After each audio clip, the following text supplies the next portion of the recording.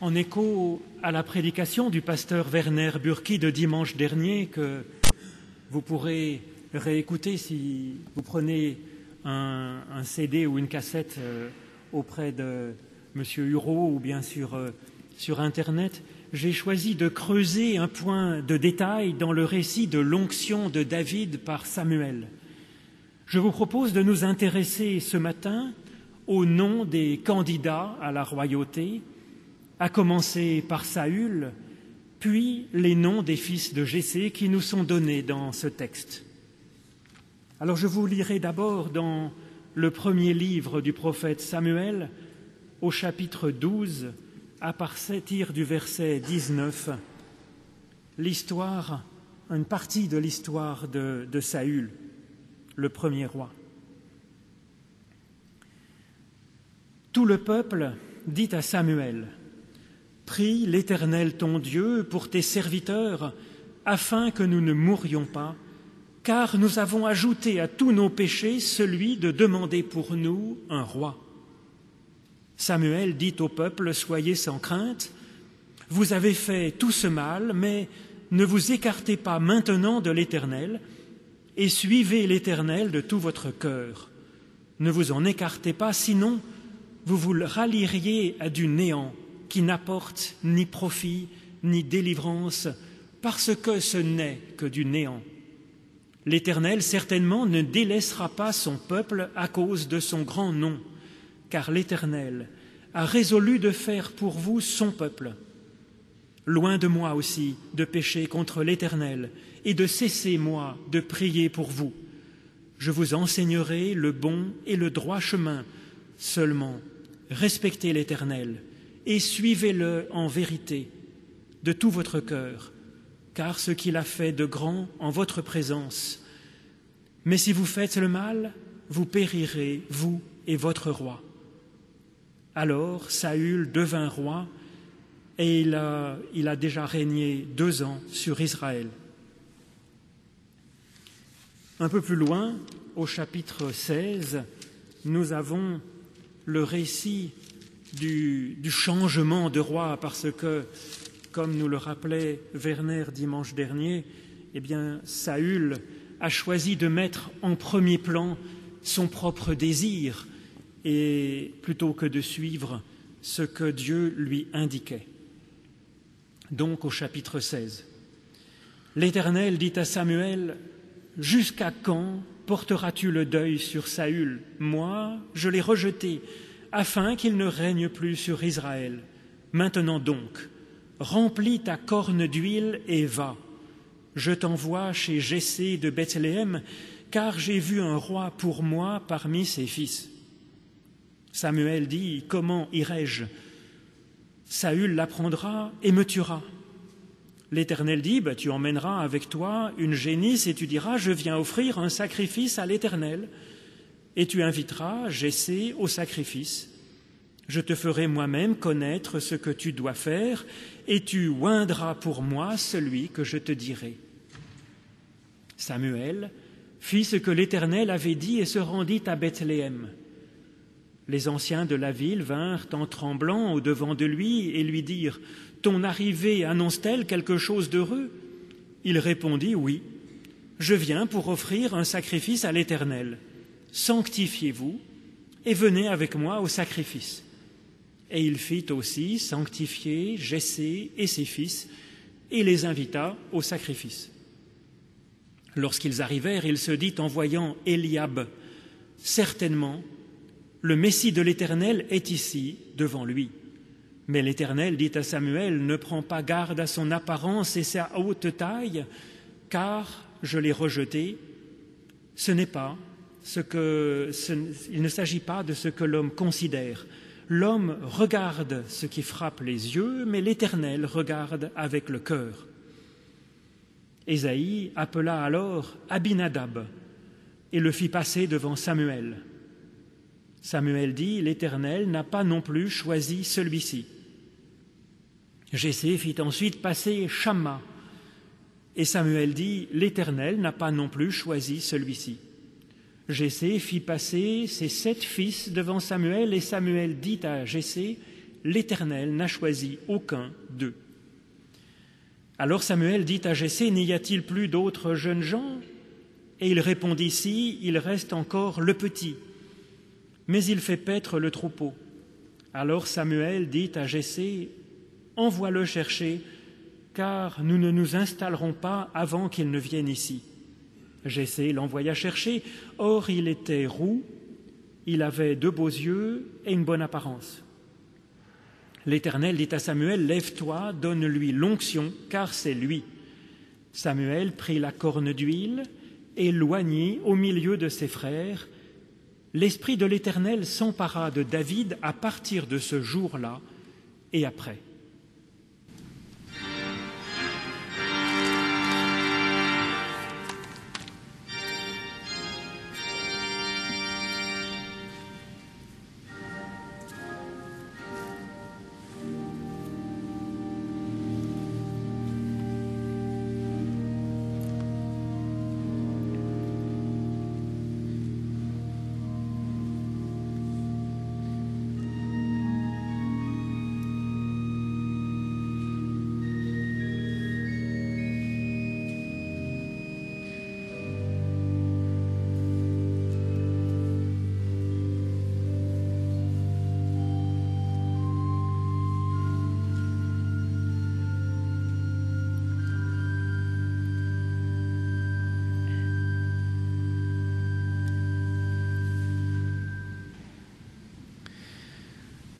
Et je vous propose d'entendre dans l'Évangile selon Jean, au chapitre 13, un passage où Jésus montre par un dernier geste et par des dernières paroles que Dieu se fait serviteur de l'homme.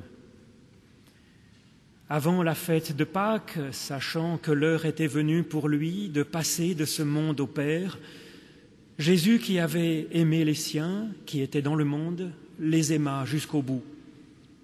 Pendant le repas, alors que le diable avait déjà mis au cœur de Judas, fils de Simon, de le livrer, Jésus, qui savait que le Père avait tout remis entre ses mains, qu'il était venu de Dieu et qu'il s'en allait à Dieu, se leva de table, ôta ses vêtements et prit un linge dont il s'entoura. Ensuite, il versa de l'eau dans un bassin et se mit à laver les pieds des disciples et à les essuyer avec le linge qu'il avait à la ceinture. Il vint donc à Simon-Pierre qui lui dit, « Toi, Seigneur, tu me laverais les pieds ?» Jésus lui répondit, « Ce que je fais, tu ne le sais pas maintenant, mais tu le comprendras ensuite. » Pierre lui dit, « Non, jamais tu ne me laveras les pieds. » Jésus lui répondit, « Si je ne te lave, tu n'as point de part avec moi. » Simon-Pierre lui dit, « Seigneur, non seulement les pieds, mais encore les mains et la tête. » Jésus lui dit, « Celui qui s'est baigné n'a pas besoin de se laver, mais il est entièrement pur, et vous êtes purs, mais non pas tous. » Il connaissait en effet celui qui le livrait, c'est pourquoi il dit, « Vous n'êtes pas tous purs. » Après leur avoir lavé les pieds, et après avoir repris ses vêtements, il se remit à table et leur dit, « Comprenez-vous ce que je vous ai fait? Vous m'appelez le Maître et le Seigneur, et vous dites bien, car je le suis. Si donc je vous ai lavé les pieds, moi, le Seigneur et le Maître, vous aussi vous devez vous laver les pieds les uns des autres, car je vous ai donné un exemple, afin que vous aussi, vous fassiez comme moi je vous ai fait. En vérité, je vous le dis, le serviteur n'est pas plus grand que son Seigneur, ni l'envoyé plus grand que celui qui l'a envoyé. Si vous savez cela, vous êtes heureux, pourvu que vous le mettiez en pratique. Éternel, ta parole est une lampe à mes pieds, une lumière sur le sentier de toute ma vie. Et je vous propose de commencer à méditer sur ces textes de l'Écriture en chantant le psaume 89, les 3 strophes de ce psaume 89, « Je louerai ton amour et ta fidélité ».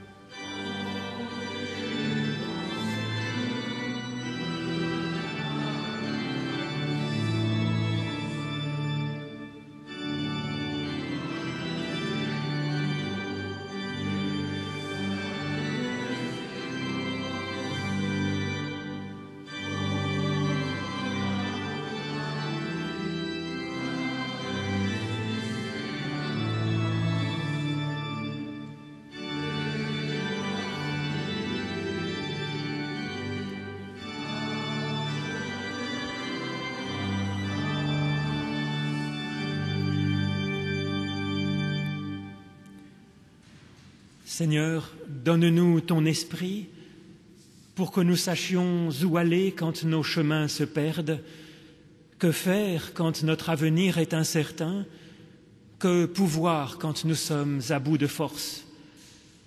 Seigneur, donne-nous ton esprit pour que nous puissions commencer à bâtir ton royaume en annonçant, en guérissant et en aimant. Seigneur de notre espérance et de notre foi, nous te cherchons dans la méditation de cette écriture ancienne, à l'écoute de la parole, source de nouveauté.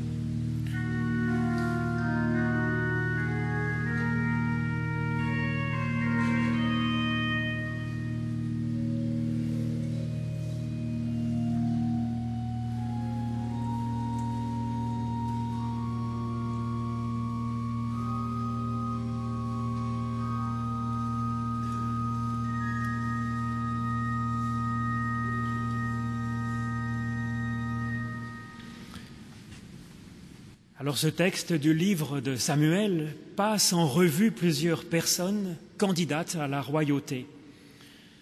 Dans un sens, il s'agit là bien sûr d'une anecdote, car peu importe pour nous de savoir qui a été roi d'un petit peuple distant de nous de plusieurs milliers d'années et de plusieurs milliers de kilomètres. Mais l'intérêt de ce texte est ailleurs. Il nous propose de réfléchir à ce qui pourrait régner dans notre vie. Commençons donc par le premier des candidats, Saül, d'abord choisi, puis écarté. Saül, en hébreu, est le participe passé du verbe désirer, demander. En effet, le peuple demandait avec insistance à Dieu un roi, comme les autres nations. Dieu n'était pas du tout favorable à cette idée, mais il a accompagné au mieux le désir de ce peuple, choisissant cet homme, Saül, qui s'appelle donc Désiré. Il y a dans ce premier roi et dans ce premier mot, de ce premier nom, une des révolutions théologiques majeures dont la Bible rend compte. Dans une religion normale, si je puis dire, c'est Dieu qui est le roi, il a un pouvoir absolu, un droit de vie et de mort sur ses sujets. Et c'est lui, Dieu, qui décide, qui trace une route devant les humains, et puis les humains doivent suivre ce chemin qu'il trace devant chacun d'eux. Mais l'expérience de la relation à Dieu a appris à des hommes et à des femmes, comme Samuel, qu'il était injuste ou malsain de considérer Dieu ainsi. Dieu est à l'écoute de l'homme, et aussi bizarre que cela puisse paraître, Dieu tient compte du désir de l'homme. Dieu accompagne l'homme dans les sentiers que l'homme choisit comme en réponse à ses propres désirs, ces sentiers parfois très discutables que l'homme a choisi d'emprunter. Et Dieu est ainsi au service de l'homme pour l'accompagner, pour l'aider. Dieu suit l'homme plus souvent que l'homme ne suit Dieu. Il y a là une révolution semblable à celle de Copernic, vous savez, quand cet astronome a révolutionné notre conception de l'univers en disant que ce n'est pas le Soleil et le reste de l'univers qui tournent autour de la Terre, mais la Terre tourne autour du Soleil. Eh bien, la Bible nous invite ici à une révolution copernicienne dans notre théologie. Dieu est bien le roi des rois, mais il choisit pourtant de se soumettre à nos choix et d'accompagner nos désirs. Cette révolution théologique ne se retrouve pas partout dans la Bible, mais elle est bien exprimée, par exemple, dans cette bénédiction de Jacob par Dieu. Il lui dit « Voici, je suis avec toi, et je te garderai partout où tu iras. » Il n'y a pas marqué que Dieu lui donne un bon chemin devant lui et que tout ira bien s'il suit ce chemin. Ça peut être dit par ailleurs, mais ici, Jacob a le choix d'inventer son propre chemin et Dieu lui promet de l'accompagner. On retrouve cette notion fondamentale dans l'histoire de Saül. Le peuple est mené par son propre désir sur un chemin dangereux de se choisir un roi. Eh bien, Dieu appelle à le suivre sur un meilleur chemin, essaye de convaincre le peuple, mais finalement, Dieu suivra son peuple. Dieu choisira au mieux un roi, puis il essayera d'accompagner, il tentera d'éclairer ce roi. Alors la difficulté de cette révolution théologique apparaît dans la suite de l'histoire. Avoir un Dieu comme serviteur, c'est formidable, bien sûr, mais le risque est d'oublier qu'il demeure quand même le Seigneur de l'univers et de penser qu'il serait à notre service. Or, ce n'est pas le cas, bien heureusement. Dieu nous rend service. Dieu se fait serviteur, mais il n'est pas à notre service. Il entend notre désir, il nous suit, mais il n'est pas serviteur de ce désir. Il y répond de façon créatrice pour nous garder et pour nous donner des chances d'avancer au mieux, finalement, malgré les chemins un peu discutables que nous avons choisi d'emprunter. L'onction de Saül comme roi est la réponse de Dieu au désir du peuple. Mais Saül se trompe quand il fait ensuite de son propre désir le Dieu qu'au fond il suit et adore. Jésus-Christ nous montre comment Dieu est notre serviteur en réalité. Il le montre avec ce geste symbolique de se mettre à genoux devant ses disciples pour leur laver les pieds. Jésus dit bien, il insiste, pour dire qu'il reste le Seigneur et le Maître. Et il le montre en imposant sa volonté avec autorité, en imposant ce service à Pierre. Pierre qui se prend lui aussi un peu comme Saül dans cette histoire pour le chef à ce moment-là et qui dit à Jésus quelle est sa volonté, son désir. Nous pouvons compter sur Dieu pour tout faire avec une bienveillance inaltérable pour nous, mais il est quand même essentiel de bien se rappeler que c'est lui qui est Dieu, pas notre propre désir. Alors c'est vrai que Dieu nous suit, même s'il n'est pas d'accord avec nos choix, comme dans cette histoire de roi. Mais Dieu ne nous suit pas comme un petit mouton, il nous suivrait plutôt comme un berger va rechercher ses brebis. Le Christ, par son geste symbolique, nous montre ainsi que Dieu est serviteur et comment il est serviteur. Le choix du service symbolique que Jésus choisit de rendre n'est pas neutre. Les pieds évoquent le cheminement.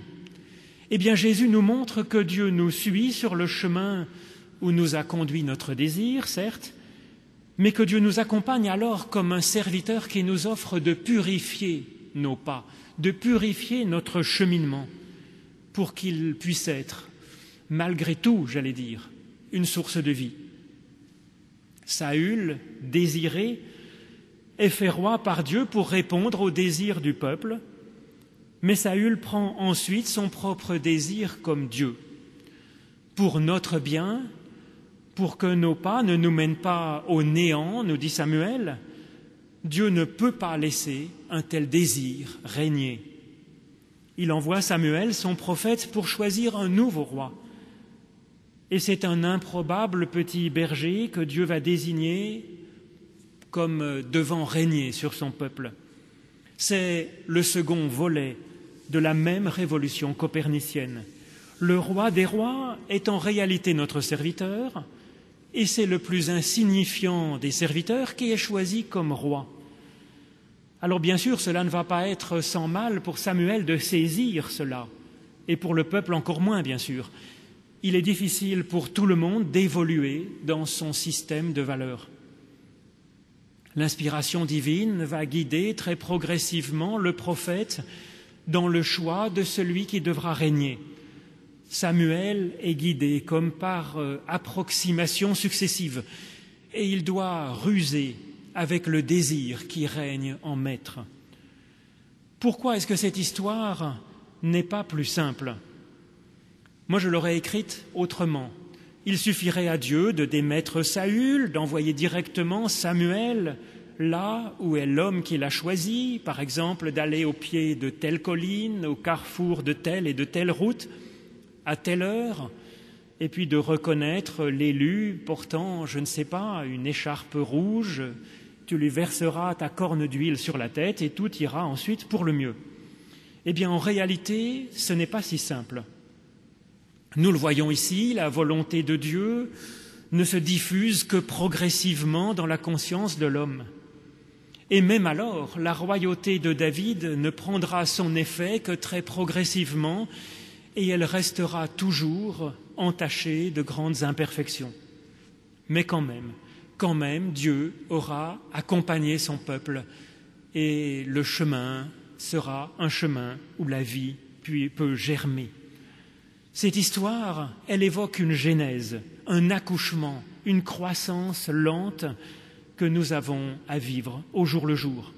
L'esprit ou la parole de Dieu ne sont pas comme un message inscrit avec de l'encre sur du papier, ni comme un coup de baguette magique qui permet à un lapin de surgir hors d'un chapeau. Ce que l'on appelle l'esprit ou la parole de Dieu, c'est comme une légère inflexion qui nous est suggérée au milieu du vacarme de nos désirs et de nos systèmes de valeurs. Et en réalité, je crois que nous sommes bien plus prophètes que nous ne le pensons. Et les grands prophètes le sont beaucoup moins facilement que ce que nous imaginons, en fait. Mais finalement, guidé de proche en proche par l'inspiration divine, Samuel avance. Il hésitera devant tous les fils de Jessé, et cette hésitation est intéressante, car elle nous place face à notre propre existence pour savoir ce qui, selon Dieu, doit régner sur l'ensemble. Même Saül, qui évoque notre désir, ne devra pas être supprimé, mais seulement détrôné. Il en est de même pour les autres dimensions de notre être. Elles n'ont pas vocation à être détruites ni minimisées par Dieu, mais détrônées. David sera finalement fait roi au milieu de ses frères, nous dit le texte, comme pour marquer que ce n'est pas contre ses frères que David est fait roi, mais pour la vie de tous. Tel est en tout cas ce que Dieu espère. 7 fils passent d'abord devant Samuel.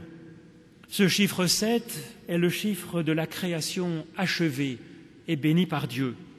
Il y a donc dans cette fratrie une image de notre bonne nature, de toutes les dimensions, les belles dimensions de notre nature, tant animale que spirituelle. Comme le dit Samuel, il nous semble a priori que nous devrions trouver là ce que l'Éternel désire voir régner sur l'ensemble. Le nom du premier fils qui s'avance est Eliab, ce qui veut dire en hébreu « Mon Dieu est Père ». Voilà une excellente confession de foi très proche de l'évangile de Jésus-Christ.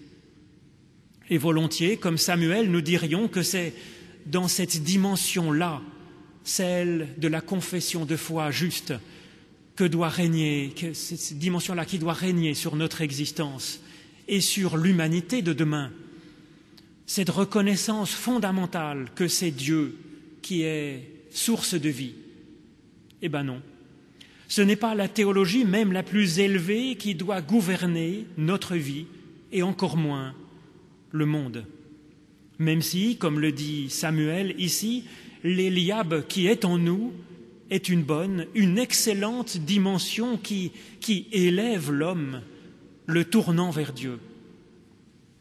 Le nom du deuxième fils, candidat à la royauté, est Abinadab, ce qui veut dire en hébreu « mon père est généreux ». Après la saine théologie évoquée par le premier fils, Le deuxième fils témoigne donc du fait que la générosité est source de vie. Mon père est généreux. C'est à mon avis un excellent résumé de l'éthique chrétienne que de reconnaître que la générosité est source de vie, source de notre vie. Après la saine théologie, voici donc la saine façon de vivre qui est candidate à la nomination. Après avoir bien reconnu et laissé passer le premier fils, volontiers, comme Samuel, nous dirions que cette source de vie qu'est la générosité pourrait bien régner sur notre existence, sur notre cité aussi. Eh bien non. Le troisième fils, candidat, est Shamma, ce qui veut dire en hébreu le vide. Après avoir refusé la royauté aux deux plus nobles piliers de la vie humaine, que reste-t-il? Peut-être effectivement pourrait-on chercher dans cette voie-là le vide, comme le font certaines sagesses ou religions, ou bien comme un effort faisant à vider le monde du mal qui existe encore. Mais ce n'est certainement pas cela qui devrait régner sur notre existence, même si effectivement il y a une certaine sagesse à ménager de l'espace dans notre existence pour recevoir quelque chose de mieux, ce qui vient de Dieu par exemple, en particulier. Il y a aussi de la sagesse à vivre au jour le jour, comme nous le rappelle le Décalogue, le jour du repos, le jour où l'on fait de l'espace dans son existence. On peut remarquer aussi qu'il y a de la sagesse, comme Jésus, à prendre un temps de gestation dans le désert avant de se lancer dans l'action. Eh bien, le livre de Samuel ne nous donne pas le nom des autres fils. Nous en avons une idée par d'autres textes, par le livre des Chroniques, mais dans la prédication que nous propose Samuel dans ce livre, il suffit de noter que ces trois premières pistes essentielles ne conviennent pas, et de dire qu'aucun des 7 fils présentés ne doit être reconnu comme devant régner sur notre existence, aucune finalement des bonnes dimensions de notre être, aucune des sagesses humaines ne doit régner sur notre être et sur le monde. C'est le 8e fils qui sera choisi.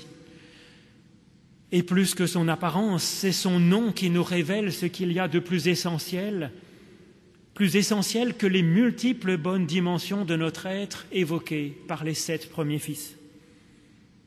Le nom de ce 8e fils, sa famille ne le prononce même pas, il est juste appelé le petit.